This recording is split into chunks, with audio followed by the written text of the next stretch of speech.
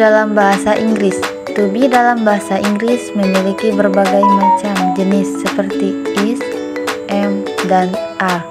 To be dalam bahasa Inggris itu digunakan sebagai penghubung antara subjek dengan predikat.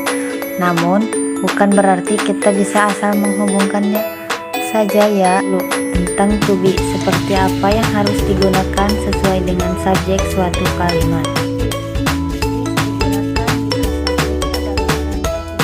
Kita pasti mengingat bahwa dalam setiap bahasa pandang orang itu ada berbagai macam jenis, bukan ada bahasa is, penggunaan is.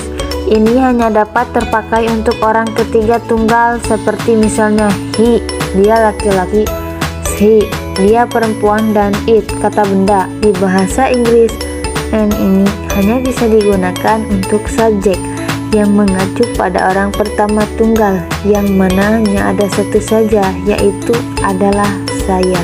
Are digunakan untuk dua macam sudut pandang. Di antaranya adalah subjek pada sudut pandang orang kedua dan juga subjek berbentuk jamak. Untuk sudut pandang orang kedua, kita biasa mengenal subjek sebagai kata you, kamu. Sedangkan untuk sudut pandang berbentuk jamak, kita bisa mengenal subjek sebagai kata we, kita, dan they, mereka. Was, ini bentuk past tense dari to be, is, dan am, yang mana penjelasan dan penggunaannya masih sama, yaitu was. Ini dalam bahasa Inggris biasa digunakan pada 4 subjek yang berbeda, seperti misalnya he, she, it, dan I. Were, ini adalah bentuk past tense dari to be dan am, yang mana penjelasannya dan juga penggunaannya hampir sama seperti penjelasan di atas, itu were. Ini dalam bahasa Inggris dapat digunakan 4 subjek yang berbeda, seperti misalnya I, you, we, dan they. Untuk memudahkan menghafal dan memahaminya, berikut saya berikan contoh dan to be. Rumus dan contoh penggunaan to be. Penggunaan to be antara subjek dengan kata benda, noun. Untuk fungsi verba, to be dalam bahasa Inggris yang penggunaannya sebagai kata penghubung antara subjek dengan kata benda. Susunan kalimatnya tercantum dalam formula sebagai berikut. S, to be, noun. Dari formula tersebut kita sudah bisa membuat beberapa contoh kalimat yang terstruktur dalam bahasa Inggris. Berikut adalah penerapan dari formula di atas. Is, he is a football player. Dia adalah seorang pemain sepak bola.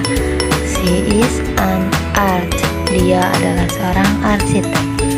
It is a cat. Ini adalah seekor kucing. Are, they are teachers. Mereka adalah guru. We are students. Kita adalah murid. You are pilot. Anda seorang pilot. I am dancer. Saya adalah seorang penari. I am singer. Saya adalah seorang penyanyi. I am a superstar. Saya adalah seorang superstar. Penggunaan to be antara subjek dengan kata sifat, adjektif. Untuk fungsi verba to be dalam bahasa Inggris yang penggunaannya sebagai kata penghubung antar subjek dengan kata sifat. Susunan kalimatnya tercantum dalam formula sebagai berikut. S, to be, dari formula yang tersedia tersebut, kita pun sudah bisa membuat kalimat menghubungkan antar subjek dengan kata sifat seperti berikut. Is, he is smart. Dia pintar. She is kind. Dia baik hati. The flower is beautiful. Bunga itu indah. Are, they are diligent. Mereka rajin. You are bright. Kamu berani. We are young. Kami muda. I am diligent. Saya rajin. I am friendly. Saya ramah. I am angry. Saya marah. Penggunaan to be dalam subjek dan kata keterangan, adverb. Untuk fungsi verba, to be dalam bahasa Inggris yang penggunaannya sebagai kata penghubung antar subjek dengan kata keterangan. Biasanya yang digunakan sebagai formula sebagai berikut.